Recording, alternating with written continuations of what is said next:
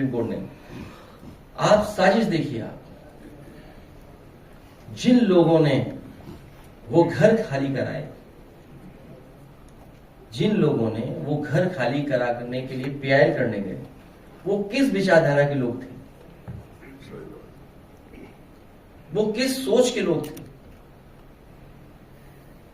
जो हमारा एक साथी ये कह रहा है 7,000 करोड़ की सड़क बनी और सड़क में बताओ गड्ढे हो गए, पानी आया थोड़ा बह गई सड़क, केवल एक जगह नहीं।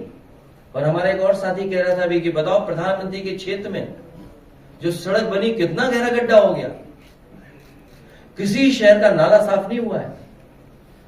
नाले साफ के लिए जो बजट आता है वो बजट साफ किया इन लोगों ने। मां गंगा की सफाई अगर कहीं हो बताओ आप, मां गंगा की सफाई नहीं हुई, उसका भी बजट साफ किया इन्होंने। सहारनपुर से लेकर के सोनभद्र तक पता कर लीजिए, खनन, लूट और बड़े पैमाने पर भ्रष्टाचार कौन कर रहा है। पूरा बुंदेलखंड सोचिए। हम और आपने यही चर्चा की थी, बोलो विधायक जी ने एसडीएम को कूटा नहीं कूटा वो अभी भी नहीं पता हम लोगों को, सही कूटे थे कि नहीं कूटे थे, क्या समझौता हो गया उनका। सर गोमती तो एक जगह नहीं और न जाने कितनी जगह उन गाड़ियों ने नुकसान पहुंचाया, लोगों की जान गई है। आप लोग समझे वीडियो दिखाते हैं और आपके साथी तो जिन जिलों में वो सब जानते होंगे। अब तो पानी आ गया, अब तो टीले दिखे होंगे जहां इकट्ठे कर रखे होंगे उन्होंने टीले। इतना खनिज विभाग में लूट कभी नहीं हुई है। बिहार में बड़ी संख्या में, करोड़ों की संख्या में मतदाताओं के नाम मतदाता सूची में नहीं और वोटर लिस्ट तैयार नहीं हो, वोट कैसे डाल पाएंगे। हम लोगों को यूपी के लिए तैयार करना पड़ा। हमारे श्रीवास्तव जी और हमारी पूरी टीम इलेक्शन कमीशन से मिलकर के आई है। हम अपनी जो चीजें उनको देकर के आए हैं और सुझाव भी जो देने थे वो देकर के आए हैं। मुख्य बात यही है कि भारतीय जनता पार्टी चुनाव हराने के लिए क्या रणनीति अपनाएगी, उससे हमें सावधान रहना पड़ेगा। बिहार में स्पेशल रिव्यू करा रहे हैं इलेक्शन कमीशन के विरोध में तेजस्वी यादव ने कहा है कि वो 9 तारीख को पूरे बिहार में रोड शो करेंगे। ये स्पेशल रिव्यू उनका आरोप है कि काटने के लिए। नहीं, आप सोचिए ना 20-25 दिन में पूरे वोट देखे, डायरेक्ट इनडायरेक्ट, ये मानिए पूरी वोटर लिस्ट नहीं बनेगी, क्या संभव है बताओ। जहां पर आप डेट ऑफ बर्थ ढूंढेंगे, मां बाप का डेट ऑफ बर्थ कहां से लेकर के आएंगे लोग।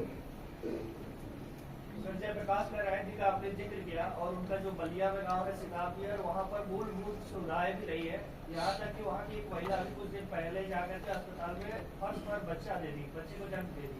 और अभी बाढ़ का सीजन चल रहा है, वहाँ बाढ़ से आधे से ज्यादा गाँव प्रभावित रहते हैं।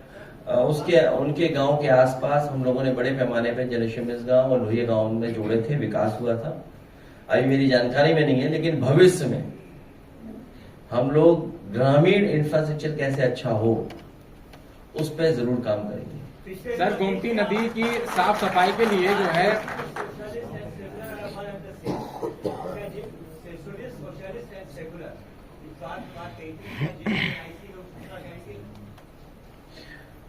जो लोग आरक्षण के विरोधी हैं, जो संविधान के विरोधी हैं, जो हिंदू मुसलमान की एकता के विरोधी हैं, वो जिम्नेसी के विरोधी हैं।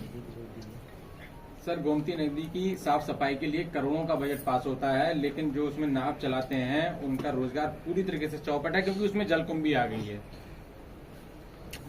सरकार हटाओ, जलकुंभी भी हट जाएगी। विद्यालय खुले, अब उसके बाद उसी नाम से शराब की दुकानें, कंपोजिट शराब की दुकानें खुल रही है। दुर्भाग्य ये है कि स्कूल बंद हो रहे हैं और दुकानें बंद हो रही नहीं, वो तो हटाने की मदद करेगी, जो चीज बता रहे हैं। देखिए, ये सरकार क्या कर रही है मुझे भी नहीं पता। इतना बड़ा डेंजर, इतना बड़ा रिस्क लेकर के मुकाबला किया उस समय। हालांकि वीडियो हम देखेंगे, हम सब लोग जानते हैं कि इधर उत्तर प्रदेश में जानवर सड़कों पर हैं, तहसीलों में पहुंच रहे हैं, अस्पतालों में पहुंच रहे हैं, कई बार एसडीएम के बंगलों में घुस जा रहे हैं, छतों पे पहुंच जा रहे हैं। न जाने कितने एक्सीडेंट हुए जानवरों से, जिसके कारण बहुत सारे लोगों की क्षति हुई है, लोगों की जान गई है। यहां तक हम लोगों को जानकारी है कि मुख्यमंत्री जी के ऑफिस के कर्मचारी का भी इसी तरह एक्सीडेंट हुआ, जिसके कारण जान गंवानी पड़ी। विधानसभा में जब मैं था, हमारे साथी जानते होंगे, समय समय पर हम लोग सूचना देते थे और जानकारी सरकार को देते थे और लिस्ट दी बाकायदा कि कितने लोगों की जान जा चुकी है, जो जानवर सड़कों पे घूम रहे हैं, सीसीटीवी में कैद होते हैं कई बार। बहराइच और हमारे रहे 7 मंत्री वो जानते होंगे कि बहराइच और श्रावस्ती और बलरामपुर में कुछ ऐसी घटनाएं हुई जो गांव में घुस जाते थे और बच्चों की जान गई। परिवारों को हम लोगों ने इकट्ठा बुलाया था। बहुत मेहनत के बाद, सरकार को अपने अधिकारियों का बहुत जिम्मेदारी से लगाने के बाद तब जाकर के कुछ पकड़े गए जानवर, लेकिन स्थिति अभी भी नहीं सुधरी है। वो तो हमारे जंगल में ही रहते हैं। कहाँ गए मंत्री जी? ये देखिए, ये तो जंगल में रहते हैं, बिल्कुल जंगल में रहते हैं। और आए दिन हम लोग तस्वीर, खबर देखते हैं। सच्चाई तो यही है कि जंगल हम खत्म कर रहे हैं, और जब जंगल खत्म हो जाएंगे तो वो लोग भी हमारे पास ही आकर के रहेंगे और खाएंगे पिएंगे। जो लगातार हम लोग नुकसान पहुंचा रहे हैं, हम सब लोग जंगल से निकलकर इंसान बने। और आज हम जंगल को ही नहीं सुरक्षित छोड़ पा रहे हैं। ये जो नेचर की जो साइकिल है, हम उसको ही नष्ट करने लग रहे हैं। कटान है बड़े पैमाने पर, लकड़ी की चोरी है बड़े पैमाने पर। और इधर जब से भारतीय जनता पार्टी की सरकार आई है, अतिक्रमण बड़े पैमाने पर है। जहां जंगल है, कटान तो है ही है, अतिक्रमण बड़े पैमाने पर है।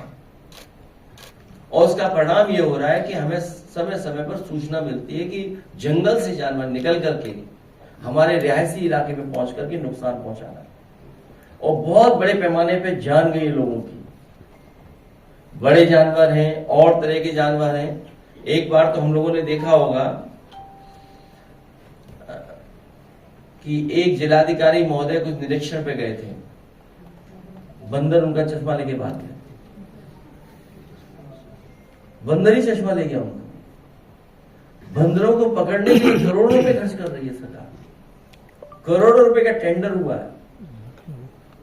मुझे याद है समाजवादी सरकार में जब जनरेशन इस्पात बनना था, तो टेंडर कर करके या सपेरों का साथ लेकर के, उनका सहयोग लेकर के बड़े पैमाने पर सांप पकड़े गए थे, और उन सांपों को किसी को नहीं मारा गया था। जो सुरक्षित जगह जंगल में है वहां पर पहुंचाया गया था। उस पर जांच की भी कोशिश की थी सरकार ने कि आखिरकार ऐसा सरकार क्या कर रही है, या उस समय क्यों फैसला लिया गया। अभी सुनने में आ रहा है कि अस्पतालों में सांप के काटने वाली दवाई नहीं है, इंजेक्शन ही नहीं है, क्योंकि इधर बहुत सारी घटनाएं होंगी। अभी कुछ खबर आई कि किसी जानवर ने काट लिया एथलीट की, उसकी जान चली गई। नोएडा में खबर मिली थी कि इतने हजार लोगों को काट चुका है, कुत्ते काट चुके हैं, कई हजार। सुनने में आया जब से बीजेपी की सरकार आई है, 60,000 से ज्यादा लोग नोएडा में काटे जा चुके हैं, कुत्तों ने काटा उन्हें। 60,000 बताइए, ये तो अखबार